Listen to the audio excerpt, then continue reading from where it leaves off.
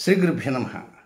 కుంభరాశిలో జన్మించిన జాతకులకి 2024 ఏప్రిల్ 15వ తేదీ నుంచి ఏప్రిల్ 30వ తేదీ వరకు ఉండేటువంటి రెండవ పక్షంలో ఫలితాలు, సూచనలు, సలహాలు క్లుప్తంగా 4 పాయింట్లలో తెలియజేయబోతున్నాను.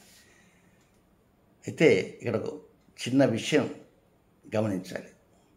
ఈ క్రోధినామ సంవత్సరంలో మీ రాశిలోనే ప్రారంభం నుంచే కుజుడు, శని కలిసి నడుస్తున్నారు. ఏప్రిల్ 23వ తేదీ వరకు ఉంటారు. ఆ తర్వాత మీ రాశి నుంచి ఆ కుజుడు బయటకు వెళ్ళిపోతాడు. బయటకు అంటే ఎక్కడికి పోతాడు?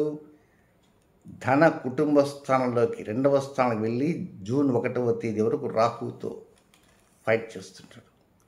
కుజరాహు సంఘర్షణ, దాన్నే కుజరాహు బంధనం, నాగబంధనం, నాగదోషం అంటారు. కానీ ఏదైనా ఈ క్రోధినామ సంవత్సరంలో ప్రారంభం నుంచి జూన్ 1వ తేదీ వరకు అన్ని వ్యతిరేక గ్రహ సంచారాలే అధికంగా ఉన్నాయి. కనుక కొంత అనుకూలతలు ఉన్నప్పటికీ పొంగిపోకూడదు. అక్కడక్కడ కొన్ని వ్యతిరేకతలు ఉన్నప్పటికీ బాధపడకూడదు. మధ్య మధ్యలో చిన్న చిన్న టిప్స్ చెప్తుంటాను. ఆ టిప్స్ ప్రకారంగా పాటించడానికి ప్రయత్నం చేయండి. ఈ పరంపరలో మొదటి పాయింట్కి వద్దాం. 15వ తేదీ ఉదయం నుంచి 16వ తేదీ రాత్రి 8 గంటల వరకు సంతానం పైన రుసరుసలు ఉండకూడదు. కొంతమంది చిన్నపిల్లల మీద చేయి చేసుకునేవారు ఉంటారు. వారేది అల్లరి ఎక్కువగా ఉంటాయి, వద్దు. అలాగే సంతానం పెరిగి పెద్దవారైంది వారి యొక్క వివాహ విషయాల మీద ప్రయత్నాలలో కూడా ఒకసారి కొంచెం సమస్యలు ఎదుర్కొనే అవకాశం ఉంది. లేదా సంతానం వారు ఉద్యోగస్తులు ఉంటే వారి ఉద్యోగంలో ఏదైనా చిన్న సమస్యలు ఉంటే ఆ సమస్యలను కూడా అవి మీ దృష్టికి రావడంతో మీరు వాటి మీద కొంచెం అధికంగా శ్రద్ధ వహించాల్సిన అవసరం ఉంది. లేదా అకాడమిక్ ఇయర్ స్టార్ట్ అవుతున్నాయి కనుక త్వరలోనే మరి వారు విద్యలో ఏమిటి, వారికి కావాల్సిన డబ్బు, ఇతర ఏర్పాట్లు, ఇలాంటి వాటిపైన కూడా మీరు ఎక్కువ కృషి చేయాలి. సో ఎనీహో 15వ తేదీ 16వ తేదీ రెండు కూడా రిగార్డింగ్ చిల్డ్రన్, వీటి మీదనే మీ దృష్టి అధికంగా ఉండాలి. వీటి మీద దృష్టి అధికంగా ఉన్నప్పటికీ పాయింట్స్ మాత్రం మైనస్ పాయింట్సే కనపడుతున్నాయి, ప్లస్ పాయింట్స్ లేవు. కానీ దృష్టి అధికంగా పెడితే మైనస్ కొంచెం తగ్గడానికి అవకాశాలు ఉంటాయనేది నా భావన. ఇక రెండవ పాయింట్, 16వ తేదీ రాత్రి 8 గంటలతో ప్రారంభమై 20వ తేదీ రాత్రి 8 గంటల 52 నిమిషాల వరకు ఉండే సమయం అంతా కూడా ఇది చక్కగా ఆర్భాటంగా గొప్పగా సమయం అంతా గడిచిపోతుంది. ప్రేమికులుగా ఉండేవారికి అనుకూలం, దంపతులుగా ఉండేవారికి అనుకూలం, వివాహం కానటువంటి వారికి అనుకూల పరిస్థితులు వస్తుంటాయి. భాగస్వాములు, వ్యాపార భాగస్వాములకు అనుకూలం, జీవిత భాగస్వాములకి వ్యాపార భాగస్వాములు కూడా వారికి అనుకూలం. మనసులో ఉండేటువంటి మాటలను విప్పి చెప్పుకుంటారు. మరి కొత్త వ్యాపార సంవత్సరం ప్రారంభమైంది కదా, మరి ఈ వ్యాపార సంవత్సరం ఎలా ఉండాలి ఏమిటి అనే విషయం మీద కూడా వారి దృష్టి సారిస్తారు. ఇక రుణభారం తగ్గించుకోవడానికి అవకాశాలు వస్తాయి, శత్రుభారం తగ్గించుకోవడానికి అవకాశాలు వస్తాయి. ఏదైనా చిన్నపాటి అనారోగ్యం కనుక ఉంటే మంచి ప్రిస్క్రిప్షన్ తోటి డాక్టర్ గారి సలహాలు తీసుకోవడానికి అవకాశాలు, సమయం కూడా మీకు కలిసి వస్తుంది. అంటే రిపోర్ట్స్ కొంతవరకు వ్యతిరేకంగా ఉన్న మంచి డాక్టర్ గారి తర్వాత మంచి మందులు రాయించుకుంటారు. లేదా ఒక్కోసారి రిపోర్ట్స్ కూడా మీకు అనుకూలంగానే, ఎలాంటి సమస్య అధికంగా లేదని కూడా మీరు రిపోర్ట్స్ పొందేటువంటి అవకాశాలంటూ ఉంటాయి. ఇక నెక్స్ట్ మూడవ పాయింట్, ఇది అష్టమచంద్ర దోష సమయంతో కూడిన పాయింట్. ఇది 20వ తేదీ రాత్రి 8 గంటల 52 నిమిషాల నుంచి 25వ తేదీ రాత్రి 9 గంటల 2 నిమిషాల వరకు ఇది అష్టమచంద్ర దోష సమయంతో కూడింది. అష్టమచంద్ర దోషము సమయం అనగానే మీరు ఒకటే గుర్తుపెట్టుకోవాలి, ప్రతి నెలలో ఒకసారి వస్తుంది, 2.5 రోజు దాకా వస్తుంది. అయితే ఇప్పుడు ఈ పాయింట్లో ఆ 2.5 రోజు కలిసి ఉంది. అది ఎప్పుడంటే 20 రాత్రి 8 గంటల 52 నిమిషాల నుంచి 23వ తేదీ ఉదయం 9:20 వరకు అష్టమచంద్ర దోషం. చేసే కార్యానికి అనుకోకుండా బ్రేక్, స్పీడ్ బ్రేక్ రెడీగా ఉంటుంది. కార్యభంగము. ఏదైనా ఒక వస్తువు కొన్నారనుకోండి, కొన్న తర్వాత అరగంటలుగా చెడగొట్టేస్తారు, చెడిపోతుంది. కొంతమంది కారు కొంటే అది తెచ్చిన 3 రోజులకల్లా అదేదో ప్రాబ్లం రావటం పోతుంది. కనుక ఆ సమయంలో, ఈ అష్టమచంద్ర దోష సమయంలో అంత వ్యతిరేకతలు ఎక్కువగా ఉంటాయి. ప్రతి నెలలో ప్రతి ఒక్కరికి ఉంటుంది. కనుక అలాంటి అష్టమచంద్ర దోషం ఉంది కనుక ఈ రెండవ పాయింట్ ఎక్కడ అనుకూలం కాదు. అలాగే తండ్రితో కొద్దిగా స్వల్ప ముభావం కావచ్చు, పేచి కావచ్చు, తండ్రి, చిన్నాన్న, పెదనాన్న, మేనత్తలు, తండ్రి వైపు బంధువులు ఇంకెవరైనా ఉన్నా అలాంటి వారితో కొంత జాగ్రత్తగా మాట్లాడడానికి ప్రయత్నం అంటూ చేయాలి. ఇక నెక్స్ట్ 3వ పాయింట్, ఇది కొంచెం రెపరెపలాడుతుంటుంది. ఇది 23వ తేదీ ఉదయం 9:20 మొదలై 28వ తేదీ వేకుంజాము 4:29 వరకు పూర్తిగా అనుకూలప్రదంగా ఉంటుంది. లైఫ్ అడ్మినిస్ట్రేషన్ బ్రహ్మాండంగా ఉంటుంది. లాభస్థానం బాగుంటుంది. ఎక్కడ పనులు ఆగాయో తెలుసుకుంటారు. ఆ స్పీడ్ బ్రేకర్ ఎక్కడుందో పసిగడతారు. దానికి తగ్గట్టుగా తగిన ప్రయత్నాలు చేసిన కారణంగా గ్రాండ్ సక్సెస్ అయ్యేటువంటి అవకాశాలు ఎక్కువగా ఉన్నాయి.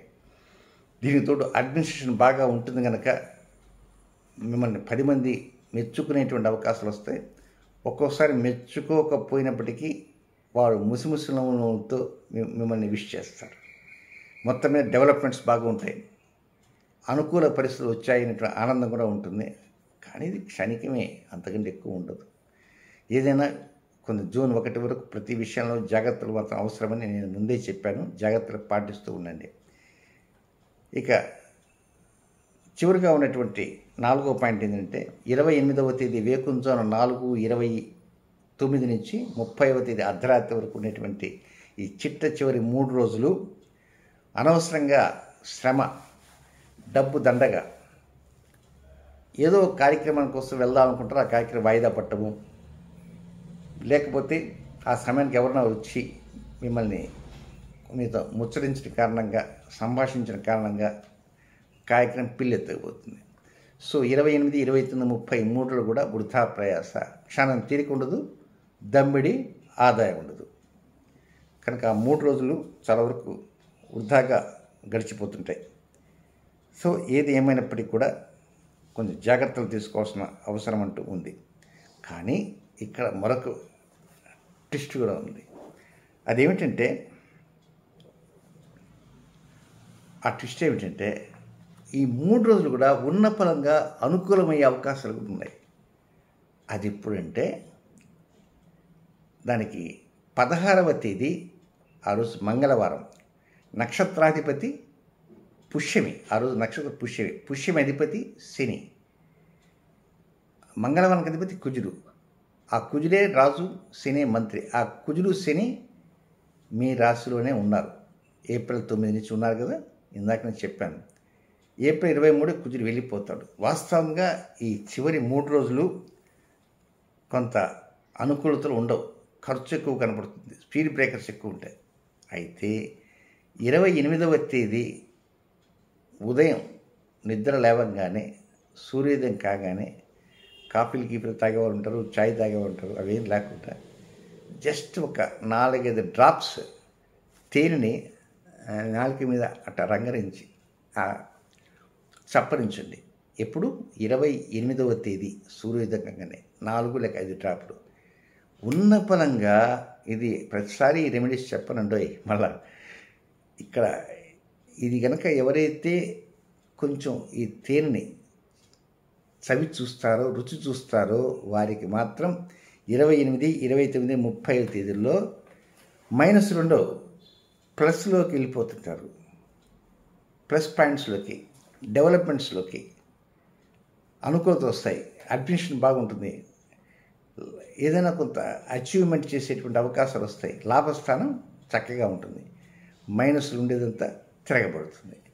ఇకపోతే కుంభరాశిలో జన్మించిన జాతకులకి కొన్ని వ్యతిరేక సమయాలు ఉంటున్నాయి. ఆ సమయాలు ఎప్పుడెప్పుడంటే ధనిష్ఠ నక్షత్ర 3, 4 పాదాల్లో జన్మించిన కుంభరాశి జాతకులకి 19వ తేదీ ఉదయం 10:57 నుంచి 20వ తేదీ మధ్యాహ్నం 2:04 వరకు, తిరిగి నెలాఖరులో 29వ తేదీ ఉదయం అంటే వేకుంజాము 4:50 నుంచి 30 ఉదయం 4:42 వరకు ఇది అనుకూల సమయం కాదు.